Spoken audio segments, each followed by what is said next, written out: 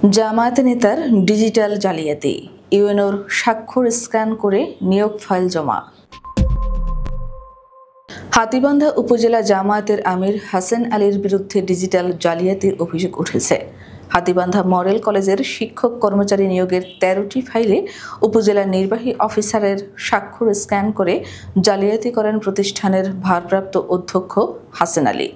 অভিযোগের পর ৩১ জুলাই তাকে কারণ দর্শানোর নোটিশ দেয় উপজেলা প্রশাসন। এদিকে জালিয়াতি এবং কারণ দর্শানোর নোটিশ দেওয়ার বিষয়টি জানাজানি হওয়ার পর বৃহস্পতিবার রাতে জরুরি বৈঠক ডেকে হাসান আলীকে দলীয় পদ থেকে অব্যাহতি দেওয়া হয়েছে বলে জামায়াত ইসলামীর লালমনিরহাট জেলা কমিটির আমির আবু তাহের জানান।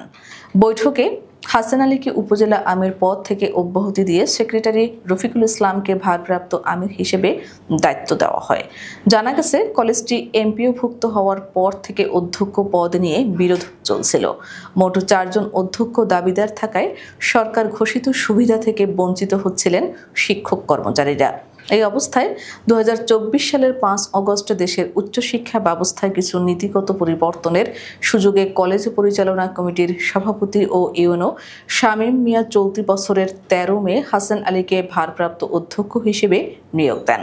তবে নিয়োগ পাওয়ার পর নতুন শিক্ষক কর্মচারী দেখিয়ে মাধ্যমিক ও উচ্চশিক্ষা অধিদপ্তরে ১৩টি নিয়োগ ফাইল পাঠান হাসান আলী।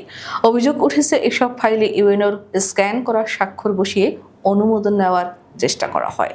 হাতীবান্ধার ইউএনও শামীম মিয়া বলেন, আমি ওই নিয়োগ ফাইলে স্বাক্ষর করিনি। আমার অনুমতি ছাড়াই স্বাক্ষর স্ক্যান করে পাঠানো হয়েছে। এটি জালিয়াতি, তাই তাকে কারণ দর্শানোর নোটিশে দেওয়া হয়েছে। এ বিষয়ে তদন্ত করে প্রয়োজনীয় আইনি ব্যবস্থা নেওয়া হবে বলে জানান ইউএনও। এ বিষয়ে জানতে একাধিকবার মোবাইল ফোনে চেষ্টা করেও হাসান আলীর সঙ্গে যোগাযোগ করা সম্ভব হয়নি।